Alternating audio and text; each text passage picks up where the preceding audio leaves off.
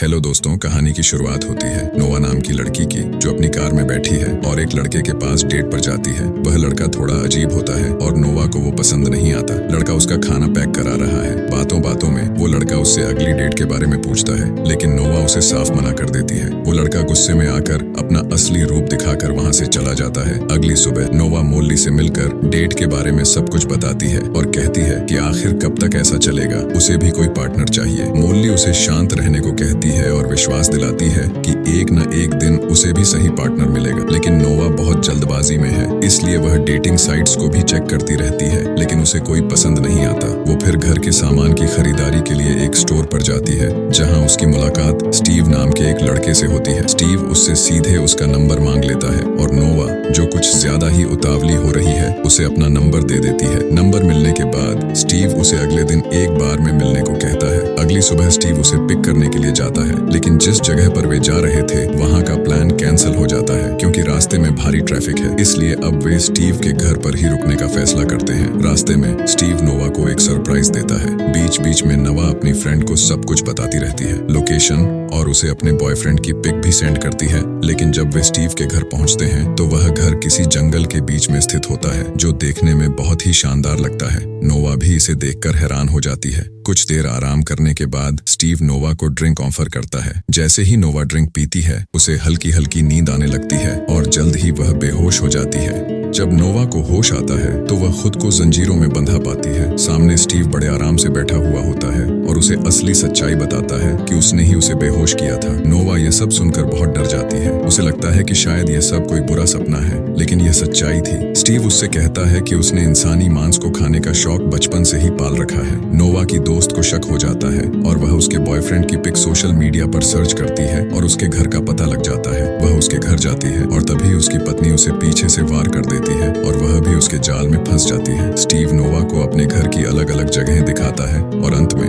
उसे अपने victim collection के बारे में बताता है। नोवा भी वहां पर बंदी बनाई गई दूसरी लड़कियों की हालत देखकर दंग रह जाती है। नोवा खुद को बचाने के लिए एक योजना बनाती है। जब स्टीव उसे डिनर के लिए बुलाता है तो वह उसके साथ समय बिताते हुए बातें करती है, ताकि वह स्टीव के बारे में और भी जान सके। नोवा उससे पूछती है कि आखिर उसने पहली बार इंसानी मांस कब खाया था, तो स्टीव बताता है कि वह सिर्फ 14 साल का था जब उसने पहली बार इंसानी मांस का स्वाद चखा था। यह सुनकर नोवा भीतर से कांप जाती है, लेकिन वह अपनी योजना पर ध्यान देती है। डिनर के बाद स्टीव उसे एक ड्रेस देता है और कहता है कि वे आज फिर से साथ में डिनर करेंगे। नोवा खुश होती है क्योंकि उसे लगता है कि उसका प्लान काम कर रहा है। आखिरकार नोवा को मौका मिलता है और वह स्टीव के कमजोर पल का फायदा उठाकर उसे गंभीर रूप से घायल कर देती है और वहां से भागने में सफल हो जाती है। वह मोल्ली के पास पहुंचती है और उसे सारी सच्चाई बताती है। मोल्ली स्टीव के डरावने सच को जानकर हैरान हो जाती है। स्टीव फिर भी उनका पैसा नहीं छोड़ना, उसके ऊपर एक स्टॉल से वार कर देती है और वहां से जल्दी जल्दी भाग जाती है। स्टोरी जहां ही समाप्त होती है, हमें किसी पर भरोसा नहीं करना चाहिए।